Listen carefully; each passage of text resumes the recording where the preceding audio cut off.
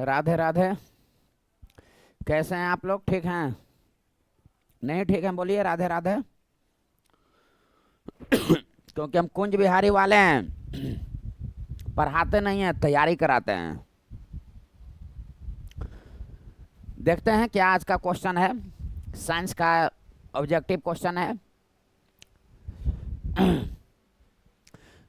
मानव शरीर में भोजन का पाचन अधिकांश किस अंग में होता है? तो पाचन तंत्र। प से पाचन तंत्र, तो प से 5। जो हम लोग खाना खाते हैं वो कुल 5 अवस्थाओं से गुजरती है। अब याद करें में समय गुजरेगा, इसको शॉर्टकट याद रखो। अप असनी, अप असनी, अंतर्ग्रहण, पाचन, अवशोषण, स्वांगीकरण और निष्कासन। एक कुल 5 अवस्थाओं से गुजरती है भोजन ग्रहण करते हैं। तो एनटीपीसी रेलवे में एग्जाम में यह क्वेश्चन दिया हुआ था कि पाचन आहार नाल जिन जिन अवस्थाओं से गुजरते उसका क्रमानुसार लिखें, सजाएं। जिसमें स्वांगीकरण विकल्प में नहीं दिया हुआ था। 4 गो था, एक विकल्प में 4 गो आंसर, एक विकल्प में 4 गो क्रमानुसार सजाया हुआ था। तो अंतर्ग्रहण, पाचन, अवशोषण और निष्कासन, ये 4 गो था। एनटीपीसी में एग्जाम में पूछा हुआ था कि इसको सजाएं। ऐसी नहीं जो मन में आया जो बता दिए। अरे भाई पढ़ो मत, तैयारी करो। कुल 5 अवस्थाओं से गुजरा हुआ है पाचन तंत्र। अब यहाँ पर हम लोग जानेंगे, इसको नोट कर लीजिएगा। अप असनी, अप असनी, अंतर्ग्रहण, पाचन, अवशोषण, स्वांगीकरण और निष्कासन, कुल 5 अवस्थाओं से। प से पाचन तंत्र तथा प से 5, कुल 5 अवस्थाओं से गुजरती है। अब जानते हैं जी क्या आपका क्वेश्चन देता है। क्वेश्चन आपका देता है कि ये जो आहार नाल है, आहार नाल है, इसकी कुल लंबाई कितनी होती है? तो इसकी जो लंबाई होती है यह 32 फीट होती है। मीटर में कितनी होती है? तो 8 से 10 मीटर होती है। पाचन तंत्र कई अवस्थाओं से गुजरती है। सबसे अधिक लंबाई, सबसे अधिक लंबाई किसका है? तो स्मॉल इंटेस्टाइन का है। स्मॉल इंटेस्टाइन का लगभग 20 फीट है। बात आ रहा समझ में? आहार नाल की कुल लंबाई यानी कि पाचन तंत्र की कुल लंबाई लगभग 32 फीट है। यदि फीट में नहीं आंसर देगा तो 8 से 10 मीटर। और इसका जो कुल किस तंत्र का सबसे अधिक लंबाई है, किस नली का? तो छोटी आंत का, स्मॉल इंटेस्टाइन का। डायरेक्ट भीड़ से अलग हो जाइएगा। थोड़ा तबीयत खराब है, खांसी हो गया है। कुल 20 फीट इसकी लंबाई है। लेकिन क्वेश्चन दे देगा कि सबसे चौड़ी आहार नाल कौन है? तो अमाशय। अमाशय जो है सबसे चौड़ी आहार नाल है। और सबसे लंबी कौन है? तो स्मॉल इंटेस्टाइन, 20 फीट। अमाशय का है सबसे चौड़ी आहार नाल है।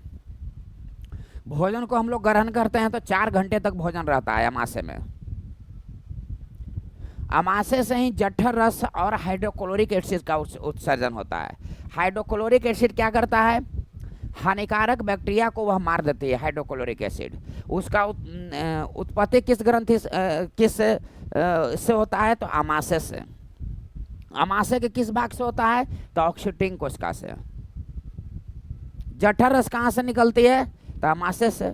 अमाशय के किस भाग से? तो पाइलोरी की ग्रंथि से। जठर रस का निर्माण किससे मिलकर होता है? तो 2 एंजाइम, रेनिन और पेप्सिन। दूध में कौन एंजाइम पाया जाता है? तो रेनिन। लेकिन दूध को पचाने वाला एंजाइम को क्या कहते हैं? तो रेनिन। बात को समझ रहे हैं? दूध में पाए जाने वाला एंजाइम का नाम भी रेनिन है, और दूध को पचाने वाला भी एंजाइम रेनिन है, पाया जाने वाला भी या पचाने वाला भी, नोट कर लेना। और दूध में जो प्रोटीन पाया जाता है केसिन, गाय का दूध पीला कैरोटीन और भैंस का दूध उजला केसिन। अब आदमी का रंग काला मेलानिन की अधिकता के कारण काला, मेलानिन की कमी के कारण गोरा, और शरीर के जिस अंग पर मेलानिन का जमा हो जाता है वहाँ तिल का निर्माण होता है। टमाटर का रंग रेड होता है लाइकोपिन, चुकंदर का विटामिन के कारण, गाजर का रंग पीला कैरोटीन के कारण, पेड़ पौधे का जो लीफ हरा होता है क्लोरोफिल के कारण। क्लोरोफिल में कौन सी धातु तो मैग्नीशियम, समझ रहे हैं बात को। हीमोग्लोबिन में तो लोहा, हीमोग्लोबिन के कारण ब्लड रंग रेड। कॉकरोच का रक्त कैसा होता है तो व्हाइट, किसके कारण तो हीमोलिम्फ। ऑक्टोपस का रक्त कैसा होता है तो नीला, किसके कारण तो हीमोसाइनिन के कारण।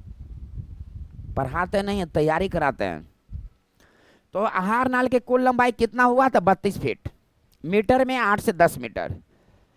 सबसे अधिक लंबाई किसका है तो स्मॉल इंटेस्टाइन का, लगभग 20 फीट है। सबसे अधिक चौड़ाई किसका है तो आमाशय का, सबसे अधिक चौड़ाई किसका है तो आमाशय का है। अब यहां जो है देखिए क्वेश्चन क्या पूछता है से, यहां जो है देखिए भोजन का पाचन क्रिया प्रारंभ कहां से होती है। पाचन जो प्रारंभ होती है, पाचन प्रारंभ कहां से होती है तो पाचन प्रारंभ होती है मुख से। मुख में किसका पाचन होता है जी तो कार्बोहाइड्रेट का। मुख में जो पाचन होती है वह कार्बोहाइड्रेट का पाचन होती है। लेकिन क्वेश्चन दे देगा कि प्रोटीन का पाचन कहां से शुरू होती है। समझ रहे हैं बात को। मुख से तो शुरू होती है, लेकिन मुख्य रूप से कहां होती है, पाचन क्रिया मुख्य रूप से कहां होती है तब पाचन और अवशोषण, पाचन और अवशोषण ये दोनों होती है स्मॉल इंटेस्टाइन में। स्मॉल इंटेस्टाइन में, स्मॉल इंटेस्टाइन से ही आंतरिक रस होता है, आंतरिक रस। अब स्मॉल इंटेस्टाइन के किस भाग से जो है होती है अवशोषण पाचन तो उदर्द के विली, उदर्द या विली जो है आपका रहेगा तो वो आंसर होगा। आंतरिक रस कहां से निकलती है तो स्मॉल इंटेस्टाइन से। छोटी आंत से कुल 5 प्रकार का एंजाइम, ईमासुलेला, याद रखिएगा ईमासुलेला, ईमासुलेला, इरेप्सिन, माल्टोज, सुक्रोज, लैक्टोज और लाइपेज, ये 5 प्रकार का एंजाइम का उत्सर्जन होता है छोटी आंत से। आंतरिक रस बोलते हैं। छोटी आंत का भाग उदर्द या बिली में अवशोषण होता है, पाचन होता है। अब मुख्य रूप से भोजन का पाचन और अवशोषण कहाँ होता है तो स्मॉल इंटेस्टाइन में। या दे देगा कि मुख्य रूप से नहीं, अधिकांश कहाँ होता है, अधिकांश, जैसे मैं यहाँ नोट किया हुआ है तो स्मॉल इंटेस्टाइन इसका आंसर हो जाएगा, अधिकांश भाग। लेकिन कार्बोहाइड्रेट का पाचन शुरू होता है मुख में, तो प्रोटीन का पाचन कहाँ शुरू होता है तो आमाशय से। आमाशय से जो है आमाशय में प्रोटीन का पाचन शुरू होता है। चलिए बताइए, अब आपका क्वेश्चन जो है देता है, ध्यान से समझिएगा, सब नोट कर लीजिएगा, आपका प्रश्न नहीं छूटने देंगे, चिंता काहे करते हैं। आपका प्रश्न जो है देता है कि ए आपका मुख है, ध्यान से समझना, ए आपका मुख है। तो मुख में एक लार ग्रंथि पाई जाती है, दिमाग में रखना, लार ग्रंथि पाई जाती है। ये जो लार ग्रंथि होता है, एक होता है पैरोटिड, एक होता है सब मैंडिबुलर, एक होता है सब लिंगुअल, सब लिंगुअल। ये लार ग्रंथि होता है, इस लार का उत्सर्जन होता है। इस लार ग्रंथि में 2 प्रकार का एंजाइम पाया जाता है, टाइलिन और लाइसोजाइम, टाइलिन और लाइसोजाइम। टाइलिन क्या करता है कि जो स्टार्च होता है, स्टार्च जो होता है उसको चेंज कर देता है, और चेंज करके बना देता है माल्टोज, माल्टोज। लाइसोजाइम क्या करता है कि लाइसोजाइम हानिकारक बैक्टीरिया को मार देता है, यानी कि जो जीवाणु होता है उसको यह मार देता है, लाइसोजाइम। तो बच्चा के मुख में यानी कि हमारे मुख में लाइसोजाइम नामक एंजाइम पाई जाती है जो हानिकारक बैक्टीरिया को मार देती है। अब आंसू में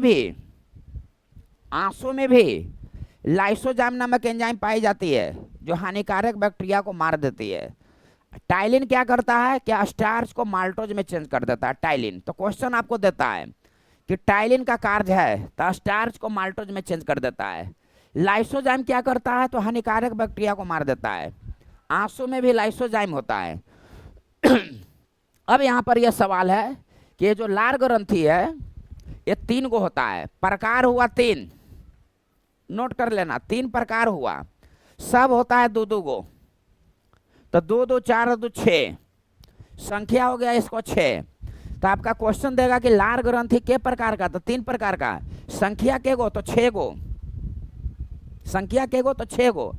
जीभ का जो ऊपर वाला भाग है तो एगो जीभ के साइड में रहेगा इधर, जीभ में साइड में इधर, एगो इधर, पैरोटिड तो 2 गो हो गया। अब ऊपरे से जीभ बिचवा में बिचलका जीभ में दोनों साइडवा में रहेगा, एगो इधर, सब मैंडिबुलर, सब लिंगुअल। तो ये 3 गो भाई है। तो सबसे बड़ा भाई कौन हो गया, तो पैरोटिड। सबसे छोटा कौन हो गया, सब लिंगुअल। तो प्रश्न देता है कि सबसे बड़ी लार ग्रंथि कौन है, तो पैरोटिड। सबसे छोटी लार ग्रंथि कौन है, तो सब लिंगुअल। लार ग्रंथि कितने प्रकार का, तो 3 प्रकार का, संख्या के गो तो 6 गो। सबसे बड़ी लार ग्रंथि कौन है, तो पैरोटिड। सबसे छोटी लार ग्रंथि कौन है, तो सब लिंगुअल। समझ रहे हैं बात को। और यह लार ग्रंथि बुल्लू व्हेल, लार ग्रंथि बुल्लू व्हेल और मेढक में नहीं होता है। लार ग्रंथि बुल्लू व्हेल और मेढक में नहीं पाई जाती है, नोट कर लीजिएगा। अब यहां जो है ध्यान से देखिए, तो इसका आंसर क्या हो गया, अधिकांश भाग कह रहा है, यानी कि मुख्य रूप से पाचन और अवशोषण कहाँ होता है, तो स्मॉल इंटेस्टाइन में, उदर या विली से। ईमा सुलेला 5 प्रकार का एंजाइम होता है। बात को समझ रहे हैं। लार ग्रंथि के प्रकार का, तो 3, संख्या के गो तो 6। सबसे बड़ी लार ग्रंथि तो पैरोटिड, सबसे छोटी लार ग्रंथि तो सब लिंगुअल। कितने प्रकार का मुख्य में एंजाइम, तो टाइलिन और लाइसोजाइम। टाइलिन क्या करता है, तो स्टार्च को माल्टोज में चेंज कर देता है। लाइसोजाइम क्या करता है, हानिकारक बैक्टीरिया को मार देता है। बच्चा के मुख में अधिक होता है, न देखते हैं बच्चा खेलते रहता है, कुछ खा जाता है, फिर भी कोई प्रभाव ना। लाइसोजाइम अधिक होता है एंजाइम, तुरंत बैक्टीरिया घुसा तुरंत उसको खलास। आंसू में भी लाइसोजाइम। कोई छोड़कर भाग भी गई तो चिंता मत करना, एगो तो काम होगा, रोएगा तो हानिकारक बैक्टीरिया मरेगा, तो एगो न एगो काम होगा। अब नेक्स्ट क्वेश्चन देखते हैं क्या क्वेश्चन है इसे। और लार ग्रंथि किस में नहीं होती है, तो बुल्लू व्हेल और मेढक में। मनुष्य की मुख गुहा में निम्न में किसका पाचन होता है। अभी हमने बताया कि मुख में किसका पाचन होता है, तो मुख में पाचन होता है कार्बोहाइड्रेट का। मुख में किसका पाचन होता है, तो कार्बोहाइड्रेट का मुख में पाचन होता है, कार्बोहाइड्रेट का। अब प्रोटीन का पाचन कहाँ होता है, तो अमाशय में, अमाशय में शुरू हो जाता है। लेकिन क्वेश्चन दे देगा कि कार्बोहाइड्रेट, वसा, प्रोटीन, ये तीनों का पाचन क्रिया कहाँ होती है, तो स्मॉल इंटेस्टाइन में, मुख्य रूप से स्मॉल इंटेस्टाइन में। लेकिन अमाशय में शुरू हो जाती है प्रोटीन का पाचन। कार्बोहाइड्रेट कार्बन, हाइड्रोजन और ऑक्सीजन से मिलकर बना है। वसा कार्बन, हाइड्रोजन और ऑक्सीजन से मिलकर बना है। कार्बन, हाइड्रोजन, ऑक्सीजन और प्रोटीन से मिलकर, नाइट्रोजन से मिलकर प्रोटीन बना है। प्रोटीन का निर्माण एमिनो एसिड से होती है। सबसे तत्काल में ऊर्जा कार्बोहाइड्रेट से मिलती है, सबसे अधिक ऊर्जा वसा से मिलती है। वसा सबसे अधिक होती है घी में 99%। घी का गंध डाइस्टिल के कारण होती है। और प्रोटीन जो है की खोज बर्जेलियस ने किया था। अब यहाँ ध्यान से समझिए। अब नेक्स्ट नंबर देखते हैं क्या क्वेश्चन है आपका।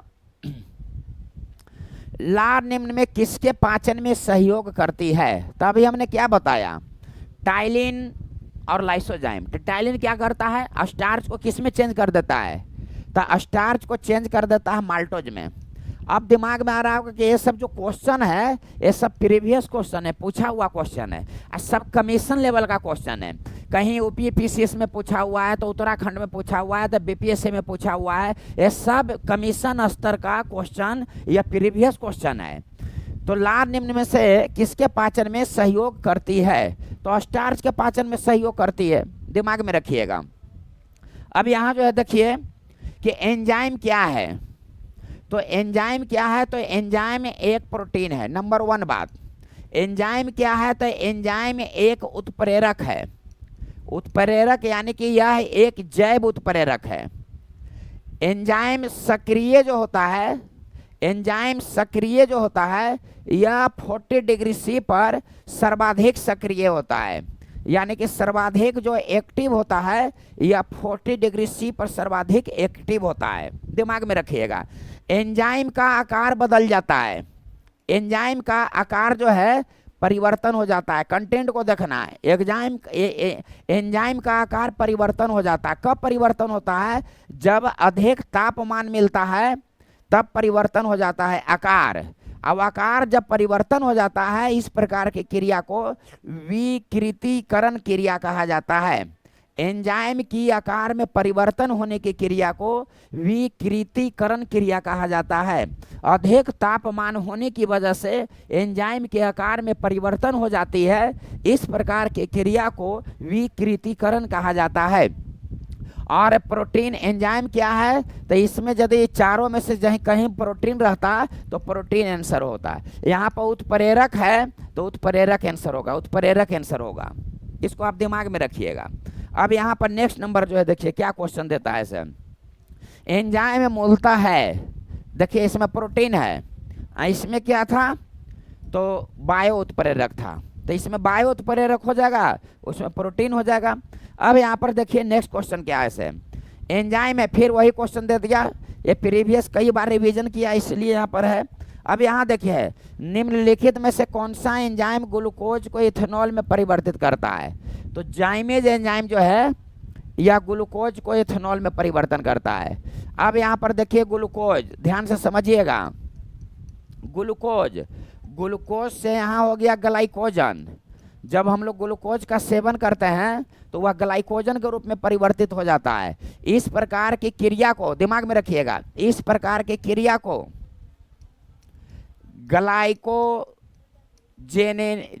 ग्लाइकोजेनेसिस क्रिया कहते हैं।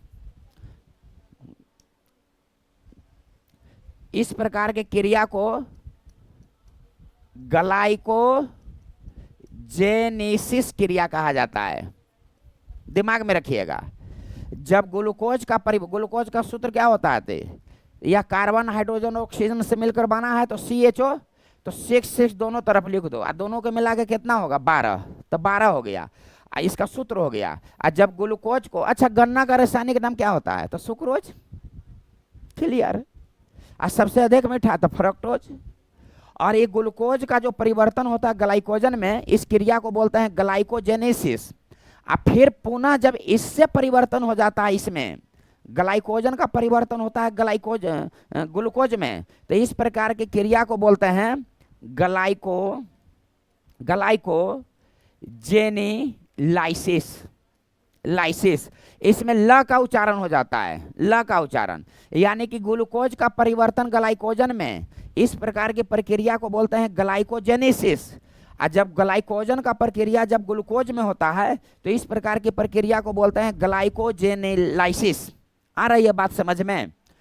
अब नेक्स्ट नंबर देखते हैं कि ग्लूकोज को जब एथेनॉल में चेंज होता है कौन एंजाइम के द्वारा, तो जाइमेज एंजाइम के द्वारा जो है ग्लूकोज का परिवर्तन एथेनॉल में हो जाता है, मतलब शराब बन जाता है, ग्लूकोज से शराब बन जाता है। एथेनॉल का मतलब क्या हो गया, तो एथेनॉल का मतलब हो गया एथिल अल्कोहल। एथिल अल्कोहल का सूत्र क्या होता है, C2H5OH। अब मेथिल अल्कोहल को बोलते हैं मेथनॉल, वह होता है CH3OH। मेथिल अल्कोहल को वुड अल्कोहल कहते हैं या वुड स्पिरिट कहते हैं। वुड मतलब जानते हैं लकड़ी, वह लकड़ी के भंजक आसवन क्रिया द्वारा प्राप्त होती है, इसलिए उसको कहते हैं वुड अल्कोहल। स्पिरिट में वुड अल्कोहल होती है। मेथिल अल्कोहल बहुत ज़्यादा विषैली होती है, जब उसको शराब में मिला देंगे, एथिल अल्कोहल के साथ मिला देंगे तो वह पीने योग्य नहीं होता। तो यह क्वेश्चन पूछता है कि एथिल अल्कोहल में किसका सेवन मिला देने से पीने योग्य नहीं होता है, तो मेथिल अल्कोहल को मिला देने से पीने योग्य नहीं होता है। अब प्रश्न देता है कि किस अल्कोहल का सेवन करने से व्यक्ति अंधापन का शिकार हो जाता है, तो मेथिल अल्कोहल का सेवन करने से व्यक्ति अंधापन का शिकार हो जाता है। नेक्स्ट नंबर देखिए क्वेश्चन क्या है इसे, जैविक सिस्टम वही हुआ जैविक उत्प्रेरक, तो कौन हो जाएगा, तो एंजाइम हो जाएगा। एंजाइम जैविक उत्प्रेरक है या प्रोटीन है, सर्वाधिक सक्रिय 40 डिग्री सी पर होता है। एंजाइम का जब आकार परिवर्तन हो जाता है टेम्परेचर के अधिक टेम्परेचर पर, तो उसको बोलते हैं विकृतीकरण। नेक्स्ट नंबर देखिए क्या क्वेश्चन है इसे, निम्नलिखित में से किस एक की उत्पत्ति लीवर का कार्य है। लीवर से जो है यूरिया का उत्सर्जन होता है, यूरिया का उत्सर्जन होता है। यहाँ पर देखते हैं मूत्र, मूत्र को अंग्रेजी में क्या बोलता है, तो यूरिन बोला जाता है, यूरिन बोला जाता है।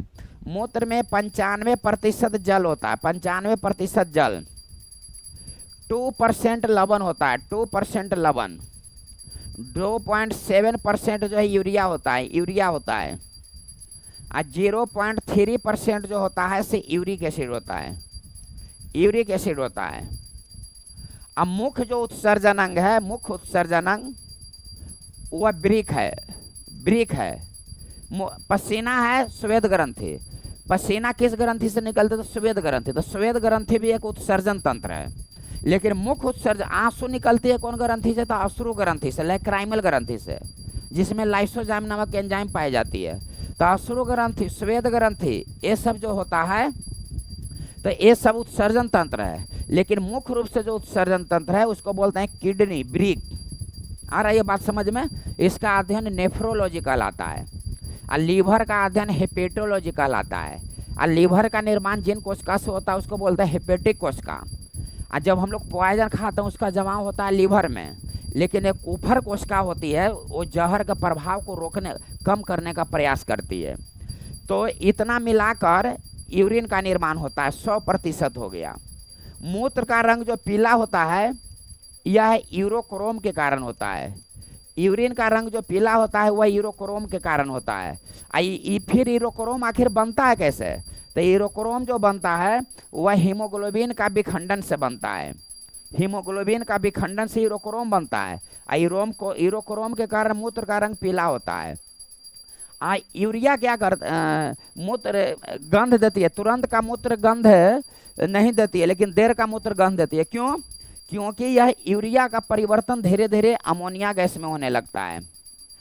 यूरिया का परिवर्तन धीरे धीरे अमोनिया गैस में होने लगता है, तो वह अमोनिया गैस के रूप में वह धीरे धीरे गंध के रूप में आती है। जब तक न परिवर्तन हो जाए जब तक गंध नहीं आता है। तो यह हो गया यूरिन के विषय में। तो लीवर का कार्य यूरिया का उत्सर्जन करना होता है, लीवर का कार्य। अब यहाँ पर जो देखिए कि मानव तंत्र में निम्नलिखित में कौन एक पाचक एंजाइम नहीं है, है ना, ट्रिप्सिन, पेप्सिन। यहाँ जो है देखिए, थोड़ा सा देखिए, पोषक तत्व या कार्बोहाइड्रेट है, पोषक तत्व या कार्बोहाइड्रेट है, वसा है और प्रोटीन है। तो कार्बोहाइड्रेट, वसा और प्रोटीन। तो कार्बोहाइड्रेट को जो पाचन करता है उस एंजाइम का नाम है एमाइलेज, इसका नाम है लाइपेज, इसका नाम है ट्रिप्सिन। ट्रिप्सिन दिमाग में रखिएगा। तो ट्रिप्सिन प्रोटीन को क्या करता है कि पेप्टाइड, पेप्टाइड या पेप्टोन्स या एमिनो एसिड में चेंज कर देता है, एमिनो एसिड में चेंज कर देता है। बात को समझ रहे हैं। वसा, लाइपेज वसा को क्या करता है कि वसीय अम्ल, वसीय अम्ल या ग्लिसरॉल में चेंज कर देता है। यह प्रश्न बड़ी बात नहीं है कि वसा का पाचन कौन करता है, तो लाइपेज। तो पाचन करके आखिर बना क्या देता है, यहाँ पर आप मिस्टेक खा जाओगे। ये तो एमाइलेज और लाइपेज और ट्रिप्सिन ALT, एमाइलेज लाइपेनाट्रिप्सिन। तो प्रोटीन में ट है तो इसमें ट है। वसा जो है घी होता है, लसलसाता है तो लस लसलसाना तो लस लाइपेज। आ कार्बोहाइड्रेट एगो बच गया था एमाइलेज, इसका पाचन करता है। लेकिन प्रश्न है कि ट्रिप्सिन प्रोटीन को चेंज करके क्या कर देता है? तो पेप्टाइड विकल्प में रहेगा तो पेप्टाइड, पेप्टोन्स विकल्प में रहेगा तो पेप्टोन्स, और अमीनो अम्ल विकल्प में रहेगा तो अमीनो अम्ल। कहीं कहीं दे देता है कि पेप्सिन क्या करता है, पेप्सिन। तो पेप्सिन कुछ नहीं करता है, पेप्सिन प्रोटीन को पेप्टोन्स में बदल देता है, पेप्टोन्स में बदल देता है। इसको अलग से नोट कर लीजिएगा कि पेप्सिन क्या करता है। तो पेप्सिन जो है प्रोटीन को पेप्टोन्स में बदल देता है। अब प्रोटीन का पाचन ये तीनों में से कोई एगो रहेगा तो होगा। अब प्रश्न है कि जो वसा का पाचन होता है वह किस रूप में होता है? तो वसीय अम्ल या ग्लिसरॉल के रूप में होता है। कार्बोहाइड्रेट का होता है पाचन, वह किस रूप में होता है? तो कार्बोहाइड्रेट का पाचन जो होता है वह जो है ग्लूकोज के रूप में होता है। और ग्लूकोज से फिर क्या बन जाता है आप जान ही गए, तो ग्लाइकोजन बन जाता है। और ग्लूकोज से ग्लाइकोजन बनने की प्रक्रिया को क्या कहते हैं? तो ग्लाइकोजेनेसिस। और फिर पुनः ग्लाइकोजन से ग्लूकोज बनने की प्रक्रिया को क्या कहते हैं? तो ग्लाइकोजेनेलाइसिस। शब्द पर कमांड करो, एक एक अक्षर से आंसर चेंज है। बात को समझ रहे हैं? और आपका मानव तंत्र कौन एक पाचक एंजाइम नहीं है? तो गैस्ट्रीन एक पाचक एंजाइम नहीं है, गैस्ट्रीन। आप एक नोट करके डैश दे के लिख लेंगे, एक नोट करके आप डैश दे के लिख लेंगे कि पीत में कोई एंजाइम नहीं होता है, पीत में एंजाइम नहीं होता है, पीत में एंजाइम नहीं होता है। ये नोट करके लिख लेंगे। नंबर नेक्स्ट नंबर में लिख लेंगे कि सभी एंजाइम प्रोटीन होते हैं लेकिन सभी प्रोटीन एंजाइम नहीं होते हैं। सभी प्रोटीन एंजाइम होते हैं लेकिन सभी प्रोटीन एंजाइम नहीं होते हैं। इसको नोट करके लिख लेंगे। अब पीत में कोई एंजाइम नहीं होती है। पीत में, पीत का निर्माण कहाँ होता है जी? तो पीत का निर्माण होता है लीवर में, यकृत में। जमाव कहाँ होता है जी? जमाव होता है पित्ताशय में। पीत का प्रकृति क्या होती है जी? तो क्षारीय। क्यों जी? पीएच मान 7.6 होती है। पीत का कार्य क्या होता है जी? तो वसा का इमल्सिफिकेशन यानी कि पाइसीकरण करना, पाइसीकरण करना पीत का कार्य होता है। अब पीत में कोई एंजाइम नहीं होता है। पीत का रंग हरा किसके कारण होता है? तो पीत का रंग हरा होता है बिलुवर्डिन के कारण। अब बिलिरुबिन का कारण होता है पीला। जॉन्डिस हो गया तो बिलिरुबिन के कारण। पीत का रंग हरा बिलिरुबिन के कारण। जो ब्लड में जो प्लाज्मा होती है, प्लाज्मा का रंग भी जो होता है बिलिरुबिन के कारण होता है। लेकिन पीत का जो रंग हरा होता है बिलिरुबिन के कारण होता है। कितना जानिएगा, जानते रहिए ना। अब मिलते हैं नेक्स्ट वीडियो में। आपका वेट हम करेंगे और आप कंटेंट का वेट करना। और तब तक राधे राधे। इसको नोट बनाइए।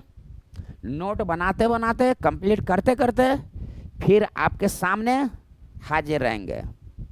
इसलिए एक बार और बोलिए राधे राधे। जब तक ना बोलबो जब तक हम रुकबो ना। बोलिए राधे राधे। मिलते हैं नेक्स्ट वीडियो में।